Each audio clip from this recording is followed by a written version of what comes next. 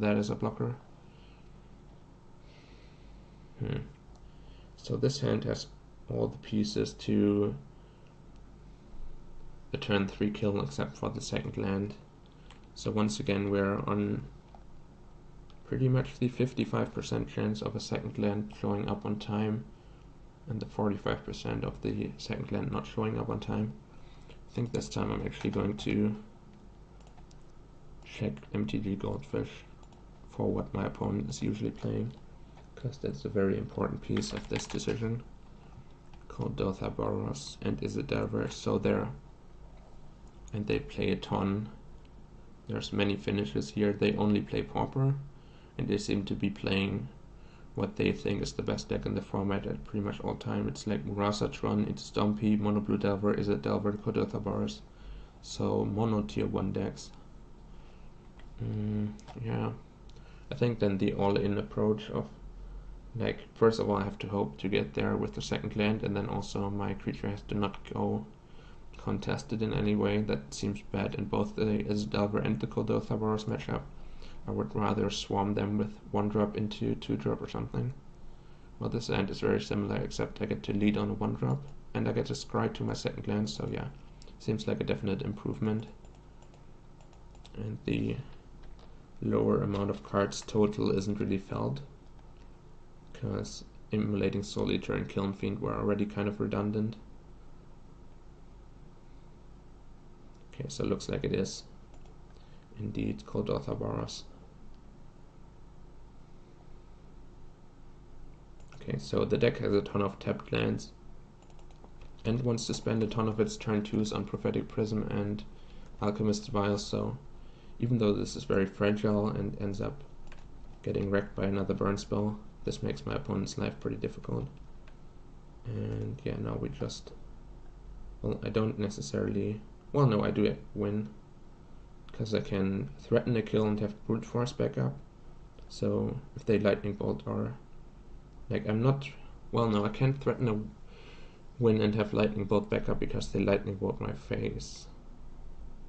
Oh no, also they went to 22, yeah. So I would have to go all in here.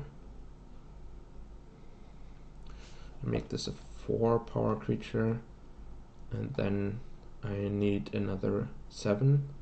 So I can keep my life total healthy out of, okay, sure, let's commit.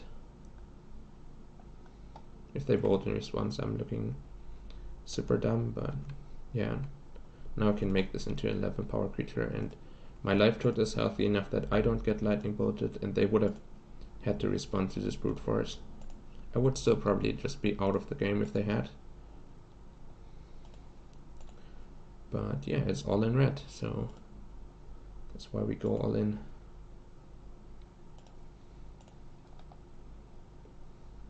And the matchup isn't really getting better if I wait. Like, I have to put my opponent to the test here and just assume they had Prophetic Prism or Alchemist Well in their hand and were trying to scare me into not going for a combo by keeping lands open. Or maybe they were actually mana screwed, who knows. Okay, so that went pretty well. I think I want Flaring Pain now, at the very least, to have an out to Prismatic Strands and a potential Circle of Protection red. Those seem like difficult cards to fight through. Even with the 1 Flaring Pain, we don't really have any access to library manipulation to find it consistently, but it can sometimes show up and just give us some free wins, where my opponent relies on Prismatic Stones keeping them alive, and it really doesn't. And probably we need some Lightning Bolt in our deck also for Standard Bearer. And then usually people board Gorilla Shaman and Smelt, or like just Gorilla Shaman against the red-white deck, but I'm not certain if we can afford to do that, and I'm not even a great fan of it in decks that have more controlling setups. Satyr. Yeah, I think our plan involves cutting down on the Soul Eaters, either a little bit or entirely, because we have not that much room to play with our own life total. When they keep bolts open, then they can decide to just bolt me in the face. Though this is a very scary threat, so maybe just overloading their removal by having this on the board and acting as kind of a lightning rod can be good. Probably some number of the enchantments.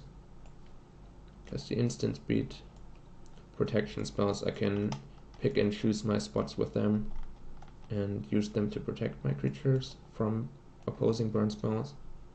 While like putting an enchantment on my creature is pretty committal. I don't think I want Flame Slash, even though it is an extra out to Standard Bearer as well as a way to get blockers out of the way. It seems too controlling and I don't want to be boarding too many cards. Probably the Gorilla Shaman is actually good enough to offer me some free wins when the long games are pretty difficult to win.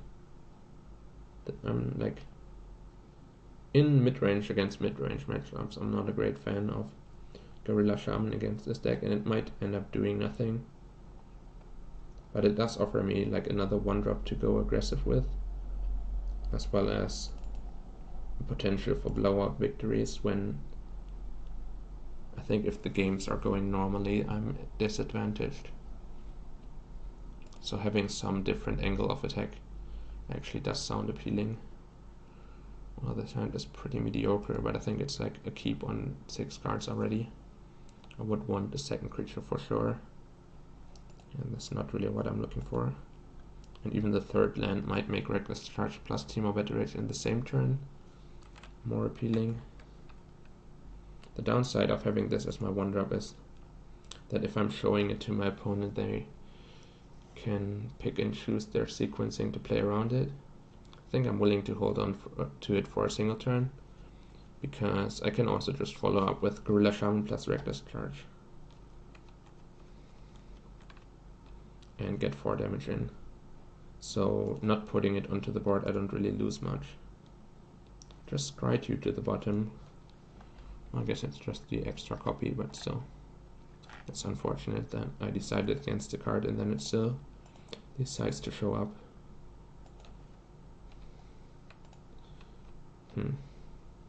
Yeah, I don't have enough mana available to set up Reckless Charge plus Teemo Battle Rage plus Mutagenic Growth. 1 turn kills out of hand to play around like a Journey to Nowhere or something.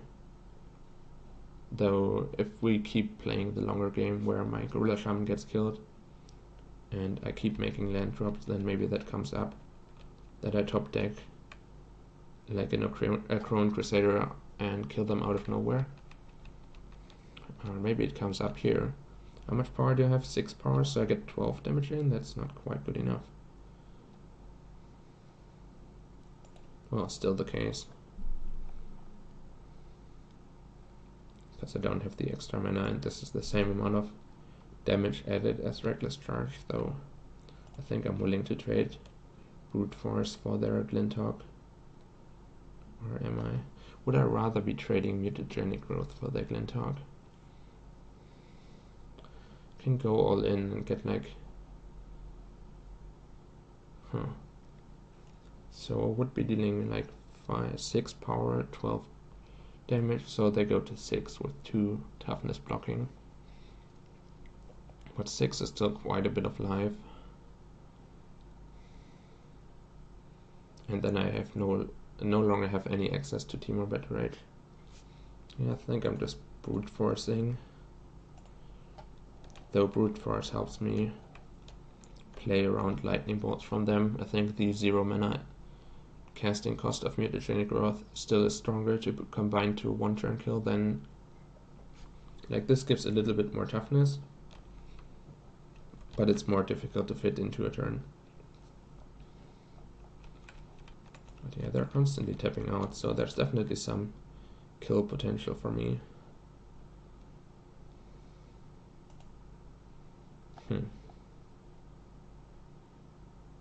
But yeah, once again, I'm like a little bit of damage short. Well, if I had just sat there last turn and kept this in hand, I was going to kill them here. But they might have sequenced their turn differently if that was the case. Because I could like Reckless Charge plus Brute Force plus Mutagenic Growth. Then I guess I don't end up killing them. That's 8, 9. Yeah, then I would have 18 power or 18 damage with double striking. But if both of their creatures blocks, it ends up not being lethal. So do I want to cash in my mutagenic growth to keep the inspector off of the board now or not? Probably don't. I'll just sit here with the full combo set up, and then if I draw like a heroic 1-drop or maybe a Kiln Fiend or something. Well, Kiln Fiend I'm 1 mana short still, but yeah. They seem to be low on interactive cards and just maybe even flooded on artifact lands that they're sandbagging in hand because they don't want to expose them to Gorilla Shaman.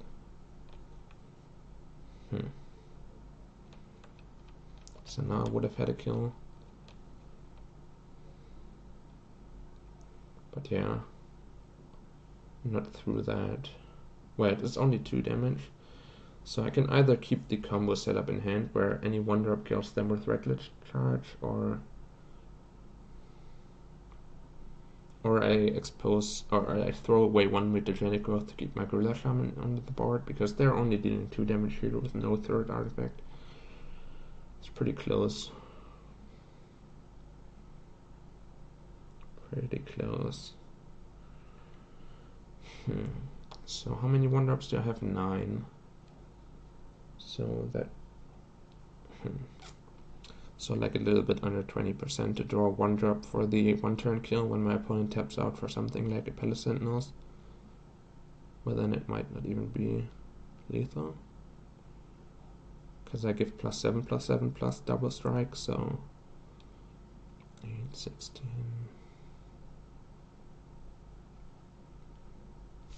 Yeah, I think I'm willing to save it, but yeah, it could make some of my top decks worse, where I no longer come up with a kill in a situation where I otherwise would. But yeah, at the moment it seems like my opponent does have some artifact lands in their hand, or they're super mana screwed, but Puna Junk, thank you for your follow. Also, as soon as I reach 5 mana I can start picking off Prophetic Prisms. Not that that's a great game plan, but it's free value, so can't really complain too much about that, right?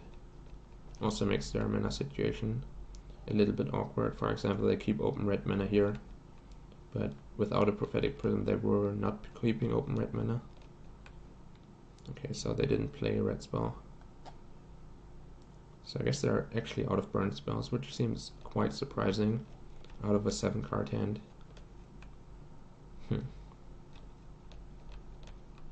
Or they were unwilling to run into brute force and waiting for me to commit to a combo setup, which would also make some sense.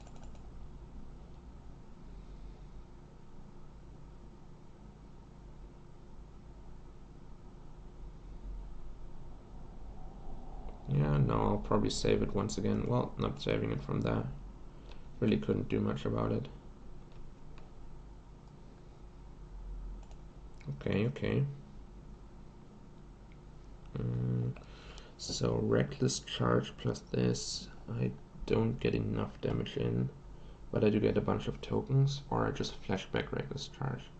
I think as this is not a strong enough creature on the board itself, but I don't really just want to make this trade and not get anywhere.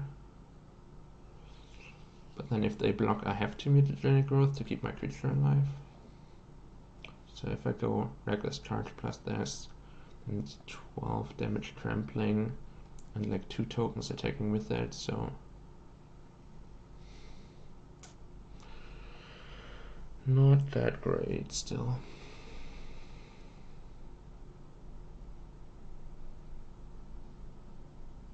Okay, I'll go for the flashback and then probably save it with mutagenic growth, even though I'm super vulnerable to...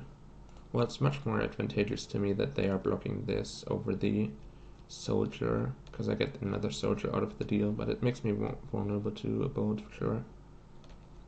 The good thing is that even though I'm losing quite a bit of card advantage here. They might be running out of answers at some point for this Reckless Charge Team Better Rage combination to do something great, so now I have the potential to top deck Kiln Fiends or Soul Eaters or something.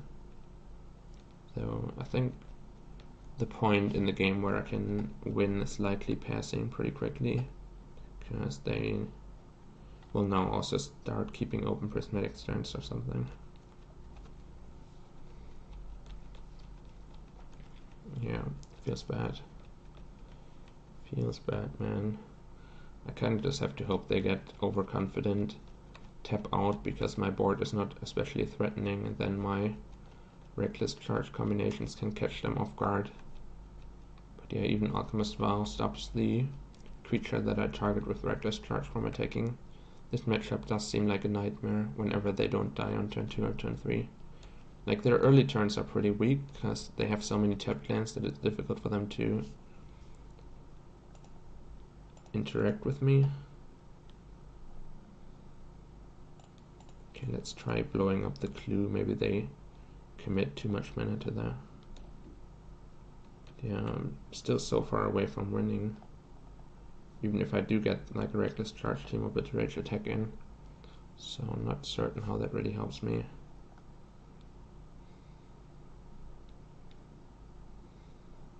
And I can't afford to use this Reckless Charge, because even though I do have Flashback available, it's too expensive to combine with Kiln Fiend. Yeah, I guess I'll just pass. Unfortunate. I just gave my opponent too much time, and they did have the 3 spot removals that they needed, though the deck has like 10 of them in total after sideboarding if you don't count Journey to Nowhere, and then like 13 or something if you do, with Electricity being boarded in. Yeah, exactly. Well, I guess I can still bank on Kiln Fiend plus my opponent having nothing, though the Alchemist will already. Yeah, this is 2 turn lethal and I have like no outs, but no reason to concede when my opponent can still mess up or something. I don't know. Yeah, they just vial this and I'm dead.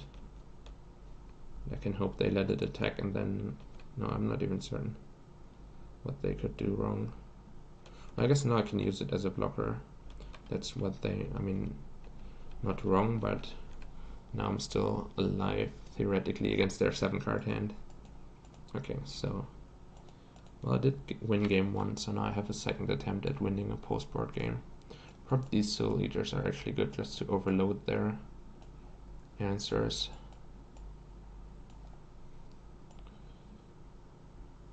But yeah, Electricity is a problem, especially because I can't really afford to board out Crusaders, I feel.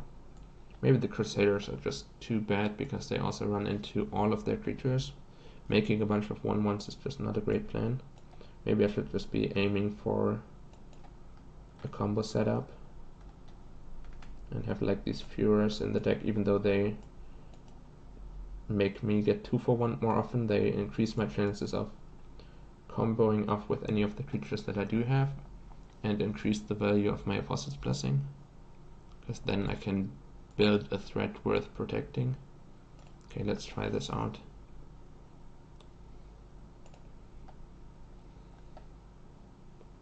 Well, pretty weak here to a single removal spell, but I do have enough mana to work with to make Timo Bitter Rage kills a reality potentially. This allows me to top deck pretty well, so even the creatures that I draw on turn 3 or turn 4 can immediately get damage in.